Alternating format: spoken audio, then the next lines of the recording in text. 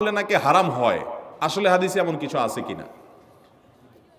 মোষ ধোয়া পানি খেলে বা মোষ লাগলে কোনো কিছু খেতে গেলে সেটা হারাম বলে হয়। হারাম তো পরের কথা, অনেকে বলে মাকরু, হারামও হবে না মাকরুও হবে না।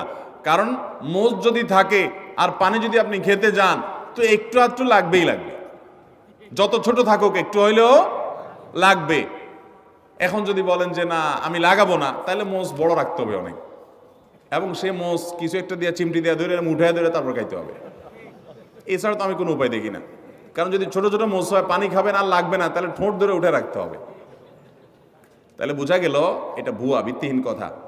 মোষ যদি লেগে যায় ইচ্ছাকৃত, তো মোষ ধোয়া পানি, মোষ ধোয়া খানা, মোষে লাগলে সেটা খাবেন না আপনি। কারণ হলো সেটা তো আর পরিষ্কার করে হওয়ার সময় জীবাণু থাকতে পারে, ধুলাবালি থাকতে পারে। ইচ্ছাকৃত এটা করেও না কেউ, কিন্তু অনিচ্ছাকৃত যেটুকু লেগে যায় এটার কারণে হারাম তো দূরের কথা, মাকরু হবে না। এটা ভিত্তিহীন কথা।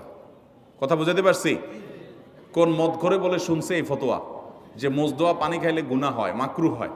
এই জন্য সে মদ খাওয়ার সময় তার মোষ বড় ছিল, উঠায় ধরে মদ খাইতো।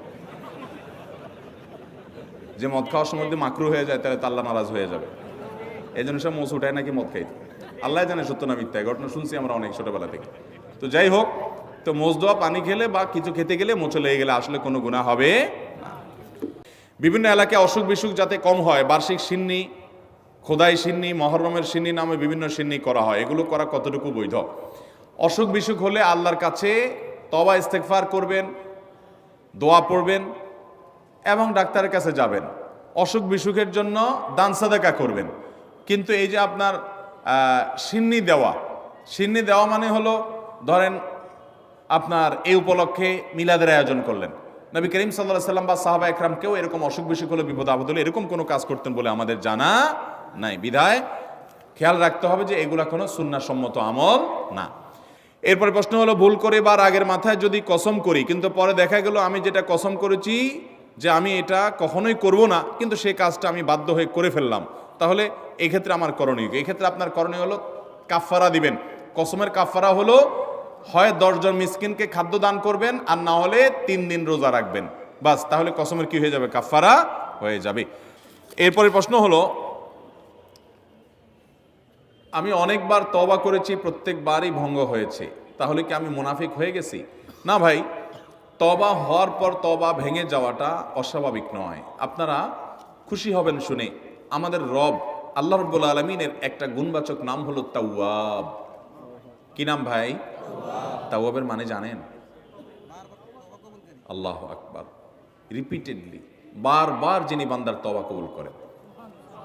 এই জন্য ভাই, একবার গুনাহ হয়ে গেছে, আল্লাহর কাছে তওবা করেছেন, চেষ্টা করছেন যে আর যেন না হয়, কিন্তু আবার শয়তান কাত করে ফেলে দিয়েছে, আবারও তওবা করে ফেলবেন এবং দুর্বল হবেন না। এখানে ইবলিস আপনাকে বলবে, তুই এতবার একই কাজ করে তওবা করছস আল্লাহর কাছে, আবার কোন মুখে তওবা করবি?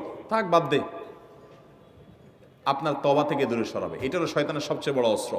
কখনো নিরাশ হওয়া যাবে না। তওবা আগের বারের চাইতে পরের বারটা আরো স্ট্রং করবেন, যে ঠিক আছে আগের বারটা তওবা আমি দুর্বল ছিল, এটাকে আরো স্ট্রং করব, চেষ্টা করবো না ইনশাআল্লাহ। তাহলে তওবা বারবার করতে হবে, বারবার করতে হবে। ভেঙে গেলে আরো শক্ত হার্ডলি তওবা করতে হবে, নিজের প্রতি নিজে শাসন চালাতে হবে। এভাবে ইনশাআল্লাহ সামনে আগাইতে হবে। ভারতবর্ষের একজন কবি বলেছেন, আরে ये কুश्ती তো হয় অমর ভর কি, কবি ও দাবালে কবি তু দাবালে। ইবলিসের সাথে তোমার লড়াই তো সারা জীবনের। কখনো ইবলিস তোমাকে কাত করে ফেলে দিবে, তোমার দ্বারা গুনাহ করায় ফেলবে, আবার কখনো চোখের পানি ফেলে কেঁদে কেটে আল্লাহর কাছে একান্তে। ভাইরা, কিছু নির্জন সময় কাটানো দরকার। আমাদের কোনো নির্জন সময় নাই। নির্জন সময় হলে ওই মোবাইলে আমরা ঢুকে পড়ি, মোবাইল টোবাইল বন্ধ করে ফেলে দিনে রাতে 24 ঘন্টার ভিতরে 5 ওয়াক্ত নামাজের পরে আগে যে কোনো সময় অন্তত 2-4-5টা মিনিট একটু চিন্তা ভাবনা করবেন, একটু নিজের হিসাব মিলাবেন, আল্লাহর সাথে কথা বলবেন। আজকে একটা গুনাহ হয়ে গেছে, আজকে একটা কাস্টমার মহিলা আসছে, তার সৌন্দর্য দেখে তাকে নিয়ে বাজে চিন্তা জল্পনা কল্পনা করেছি, নোংরামি করেছেন, গুনাহ কাজ করেছেন। কোনো কাস্টমার এসেছে, তার সাথে ফাঁকি ঝুঁকি দিয়েছেন, 2 নাম্বারই করেছেন, মিথ্যা কথা বলেছেন, কিনা দর এত আসে বলেছেন, আসলে এত আসে নাই।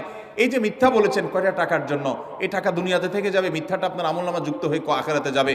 এইসব কথা চিন্তা করে আল্লাহর কাছে চোখের পানি ফেলে একান্তে, আল্লাহ করে ফেলেছি আজকে শয়তানের পালায় পড়ে, আল্লাহ খেয়াল ছিল না, আপনি মাফ করে দেন। মালিক, আপনি মাফ না করলে কিয়ামতের ময়দানের শাস্তি হবে ভয়াবহ। দুনিয়াতে আপনি ছেড়ে দেন, আল্লাহ মাফ করে দেন।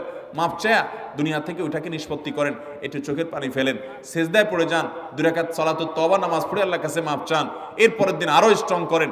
এভাবে আপনি লড়াই চালাতে থাকবেন। আর এই কুস্তি তো হয় অমর ভর কি, কবি ও দবালে কবি তু দবালে। শয়তান গুনাহ কমা আপনার দ্বারা করায়া সে জিতে যাবে, আর আপনি তওবা করে চোখের পানি ফেলে গুনাহ মাফ করিয়ে তারপরে আপনি শয়তানের উপরে জিতে যাবেন। তওবা করতে থাকবো তো ইনশাআল্লাহ। তওবা করতে কখনো ক্লান্ত হবেন, তওবা অব্যাহত রাখবেন, অনবরত রাখবেন। দুনিয়াতে কোনো ফেরেশতা মানুষ নাই, সবাই গুনাহ করে। এর মধ্যে সবচেয়ে উত্তম মানুষ হলো গুনাহ করার পর যে নিজের ভুল বুঝতে পারে, নিজেকে শাসন করে সংশোধন করে সে তওবা করে মাপ চায়। মনে রাখবেন, যে ব্যক্তি তওবার শর্ত আদায় করে তওবার শর্ত কি? তওবার শর্ত হলো যে কাজটা করেছি গুনার কাজ, এটার জন্য নিজেকে নিজে শাসন করলাম, কেন আমি এত নিকৃষ্ট কাজ করলাম, আল্লাহ আমার প্রতি কত ইহসান করেছেন, কত অনুগ্রহ করেছেন, আমার জীবনে কত বিপদ এসেছে আল্লাহ উদ্ধার করেছেন, তাহলে আমি কেন গুনার কাজটা করলাম? নিজেকে শাসন করা, ভবিষ্যতে না করার পরিকল্পনা করা, লজ্জিত হয়ে চোখের পানি ফেলে আল্লাহর কাছে মাপ চাওয়া, এই কাজটা যদি আপনি বারবার করেন, আপনি নিশ্চিত থাকতে পারেন আপনার তওবা দিন দিন আস্তে আস্তে স্ট্রং হবে এবং একটা সময় আপনি গুনাহ ছাড়তে পারবেন ইনশাআল্লাহ। এই জন্য তওবা কখনো ছাড়া যাবে, যতবারই তওবা ভাঙুক, তওবা আরো স্ট্রং করে করতে হবে। আমি একজন যুবক, আমরা অনেক সময় মজার ছলে বা বিয়ের উদ্দেশ্যে না, বিশেষ উদ্দেশ্য ছাড়া ফেসবুক বা মেসেঞ্জারে 3 বার কবুল বলি, তাতে কি আল্লাহর দরবারে বিয়ে কবুল হয়ে যাবে? এতে কি কোনো গুনাহ আছে? পোলাপান বান্দরামি করার জিনিস খুঁজে পাও না? না, অনেক পোলাপান এগুলো করে। এমনকি এই যে নাটক সিনেমাতে অনেক সময় অভিনয়ের অংশ হিসাবে এগুলো করে না অভিনেতারা, এদের মধ্যে কেউ যদি মুসলমান হয়, কার যদি আল্লাহর প্রতি বিশ্বাস না থাকে তার কথা ভিন্ন হয়, বেঈমান নিয়ে আমাদের আলাপ নাই। যে মুসলমান, যে আল্লাহর প্রতি ঈমান আছে, তার জানতে হবে নবী করিম সাল্লাল্লাহু আলাইহি সাল্লাম বলেছেন, সালাতুন জিদ্দুহুন্না জিদ্দুন ওয়া হাজলুহুন্না জিদ্দুন। 3টা বিষয় সিরিয়াসলি করলে যা হবে, দুষ্টুমি রসিকতা অভিনয় মজাকরি করলে তা হয়ে যাবে কাহিনী বড় খতরনাক, বড় জটিল। অতএব আপনি দোস্ত দুষ্টামি করে কোনো ক্লাসমেট মেয়েকে বললেন অন্য 2-3 দোস্তের সামনে যে আমি ওরে বিয়ে করলাম, এবং সেও অ্যাডাল্ট, আপনিও অ্যাডাল্ট, 2জন সাক্ষীও আছে। আর বিশেষ করে নাটকে যেটা হয় যে অভিভাবক অনেক সময় থাকে, যদি সত্যিকারের অভিভাবক থাকে, ওখানে তো সব বকওয়াস অভিভাবক। মেয়েদের তো বিয়ে অনেক আমাদের মতো মেয়েদের বিয়ে অভিভাবক ছাড়া হয় না, কিন্তু হানাফি মাযহাব অনুযায়ী অভিভাবককে জরুরি না, যদি অ্যাডাল্ট হয়ে যাবে তাহলে সেক্ষেত্রে হানাফি মাযহাবের আলোকে এই বিয়ে হয়ে যাবে। 2জন সাক্ষীর সামনে শুধু বলছেন প্রস্তাব, সে বলছে কবুল, দুষ্টামি করে বলছেন, বস কাহিনী খতম হয়ে গেছে। কথা বুঝেন নাই? খুব জটিল একটা বিষয়। ঠিক তালাকের বিষয়টাও এরকম। আপনি বলবেন যে হুজুর আমি তো আসলে তালাকের উদ্দেশ্যে বলি না, আমি তো ভয় দেখানোর জন্য বলছিলাম, কাম হয়ে যাবে, এরপর আর এসব বলে লাভ হবে না। অতএব এগুলো সাবধানে করতে হবে। আল্লাহ আমাদেরকে এই সমস্ত বিষয়, হেয়ালিপনা, দুষ্টমি, এগুলো থেকে বেঁচে থাকার তৌফিক দান করুন। সব জায়গায় ফাজলামি না।